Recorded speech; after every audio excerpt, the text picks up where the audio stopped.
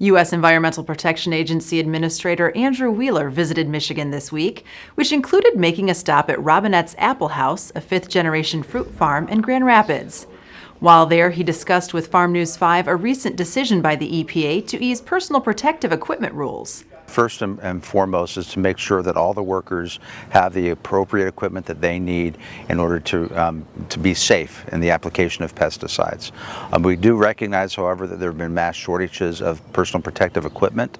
So what we did yesterday was provide some one-time only exemptions to allow other equipment, perhaps some equipment from foreign sources that normally would have to go through the regulatory process at EPA before it could be used. So that as long as that equipment is as effective as the equipment it would be replacing, that people could still use that. We're also reducing the amount of equipment necessary for training purposes, because we want to make sure that the equipment is being used for the actual application. And then some of the equipment can actually be reused. So as long as it can be reused safely, we're allowing that equipment to be reused. Wheeler also discussed the Navigable Waters Protection Rule.